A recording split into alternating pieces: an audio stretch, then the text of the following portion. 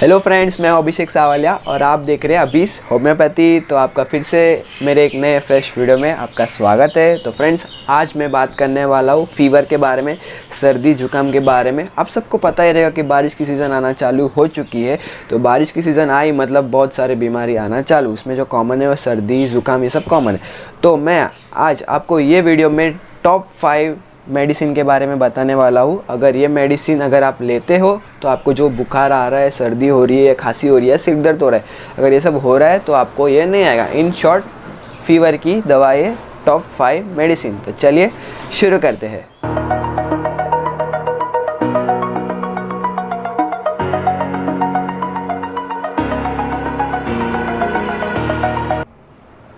तो friends, video चालू करने से पहले अगर आप मेरे चैनल पर नए हैं तो प्लीज़ इसे लाइक करें, शेयर करें और सब्सक्राइब करें मेरे चैनल को। साथ ही साथ बेल आइकन दबाना ना भूलें ताकि फिर कभी मैं वीडियो अपलोड करूं तो सबसे पहले नोटिफिकेशन आपको आए। तो चलिए शुरू करते हैं। तो दोस्तों, हम बात कर रहे थे फीवर के बारे में। तो फीवर में नॉर्मल जो सिम्टम्स है आप सभी को पता रहेगा, तो भी एक बार मैं बता दूँ तो उसमें क्या होता है। तो सबसे पहले तो आपका जो बॉडी का तापमान है, बॉडी टेम्परेचर, वो बहुत ज़्यादा बढ़ जाता है। साथ ही साथ आपको बहुत ज़्यादा ठंडी लगना चालू हो जाती है, ठंडी लगती है। और साथ ही साथ कोई कोई बुखार फीवर ऐसे रहते हैं जिसमें पसीना बहुत आता है, पसीना वाला भी बुखार रहता है, उसमें भी होता है। तो ये सब कॉमन सिम्टम्स है बुखार के बारे में। तो अभी जो 5 बेस्ट होम्योपैथिक मेडिसिन जो मैं बताने वाला हूँ उसमें सबसे पहले आता है एकोनाइट नेपलस। एकोनाइट नेपलस जिसकी पोटेंसी रहेगी 30। तो ये कब होता है कि ठंडी हवा लगने के कारण अगर आपको बुखार आ रहा है, ठंडी हवा लगी, साथ ही साथ बच्चे में अगर देखा जाए तो बारिश के सीज़न में अगर बिजली कड़क रही है, बिजली कड़कने के कारण अगर बच्चे लोग डर जाते हैं, तो डरने के कारण उनमें अगर अचानक से बुखार आ जाता है तो ये एकोनाइट नेपलस हम दे सकते हैं। ये कैसा रहता है कि अचानक से बुखार आ गया, आधा घंटे पहले नहीं था, अभी आ गया, तो एकोनाइट नेपलस 30 हम दे सकते हैं। और इसमें क्या क्या रहता है कि आपका जो बॉडी टेम्परेचर है, आपका बॉडी का तापमान है, वो बढ़ जाता है। और ये शाम के वक्त और रात के वक्त बहुत ज़्यादा रहता है। और जो ठंडी आ रही है, ठंडी लग रही है हमें, वो भी शाम के वक्त और इवनिंग में और नाइट में बहुत ज़्यादा रहता है। और साथ ही साथ पेशेंट जो है, मरीज़ है, जिसको अगर ऐसे टाइप की बुखार आ रही है तो वो अपने शरीर को ढक के रखता है, खुला नहीं रखेगा। जितना खुला रखेगा उतना उसको ठंडी लगती है। साथ ही साथ उसका चेहरा कैसा रहेगा, लाल रहेगा, नहीं तो सफ़ेद हो जाएगा उसका चेहरा। लाल सफ़ेद ऐसे भी हो सकते हैं, मोस्टली लाल रहता है। और पसीना उसको कैसा आता है, ड्रेंचिंग स्वेट मतलब क्या कि रात के समय स्वेट आता है, रात के समय पसीना आता है। वो जब भी सोया हुआ रहता है रात को, या बच्चे हो या बूढ़े हो, अगर किसी को भी अगर ऐसा सिम्टम्स आ रहा है, अगर वो रात को सोया हुआ है बिस्तर पे, तो जो पार्ट पे सोया हुआ है अगर सीधा सोया है तो उसे पीछे बहुत ज़्यादा पसीना आएगा। और उसे पानी की प्यास कितनी लगती है, बहुत ज़्यादा मात्रा में पानी की प्यास लगती है। और वो ठंडा पानी पीता है, उसको बुखार है तो भी वो ठंडा पानी पीना चाहता है। अगर ये सब लक्षण आ रहे हैं तो हमें एकोनाइट नेपलस 30 देना चाहिए 2 दिन के लिए, सुबह दोपहर शाम 4-4 गोली। नहीं तो अगर लिक्विड में है तो 2 ड्रॉप डायरेक्ट अपने टंग पे रख दे। तो इससे ये लेने से आपको बहुत हद तक अच्छा हो जाएगा। जो हमारी दूसरी नंबर की रेमेडी है वो है ब्रायोनिया, जो इसकी भी पोटेंसी रहेगी 30। इसका भी कारण क्या रहेगा, ठंडी हवा लगने के कारण ही हमें सर्दी ज़ुकाम लग रही है, बुखार आ रहा है। और इसमें क्या रहता है, मरीज़ जिसको भी ऐसा हो रहा है उसमें वो पेशेंट कैसा फील करता है कि वो बिस्तर पे सोया हुआ रहेगा, उसे कुछ करने का मन नहीं करेगा। अगर बिस्तर पे अगर सीधा सोया हुआ है तो सीधा ही सोएगा, टर्न नहीं होगा। अगर सीधा है तो सीधा ही सोएगा। साथ ही साथ किसी से बात करना पसंद नहीं है। और ये सोया हुआ रहेगा ना तो अपनी आंखें बंद करके सोता है। अगर वो जागता है ना तो भी अपनी आंखें बंद रखता है। मतलब क्या कि अगर वो अपनी आंखें खोलने की कोशिश करता है तो उसे बहुत ज़्यादा दर्द होता है। वो अपने बॉडी को जितना हिलाने की कोशिश करेगा उतना उसके बॉडी में उसको दर्द होता है। साथ ही साथ बुखार तो आ रहा है, बुखार के साथ साथ शरीर की बॉडी की जितनी भी हड्डियाँ है वो हड्डियाँ दुख रही है उसके।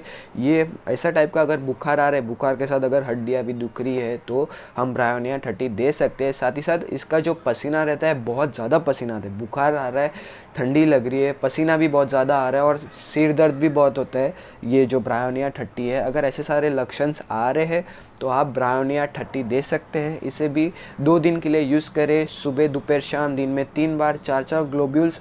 अगर लिक्विड में ले रहे हो तो 2 ड्रॉप डायरेक्ट अपने जीभ पे रख दे, इससे बहुत हद तक आपको अच्छा हो जाएगा।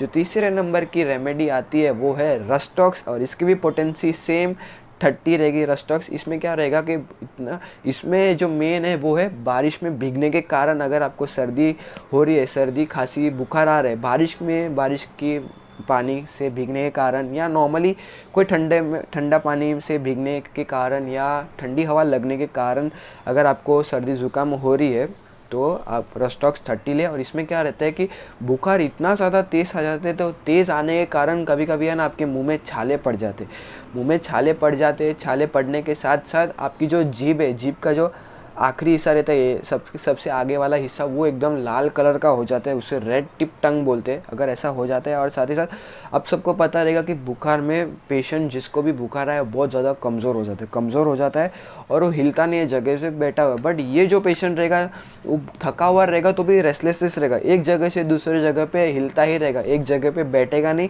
और साथ ही साथ उसे एनजाइटी रहती है, एनजाइटी मतलब किसी चीज़ से टेंशन, मतलब घबराहट जैसे उसे फीलिंग होती है। उसके लाइफ में सब नॉर्मल रहता है तो भी उसे अंदर से फीलिंग आती है, एनजाइटी जैसा उसे कुछ फीलिंग होता है। तो ये था रस्टॉक्स 30 के बारे में। अगर आपको ये सब सिम्टम्स आ रहे हैं तो आप रस्टॉक्स 30 दे।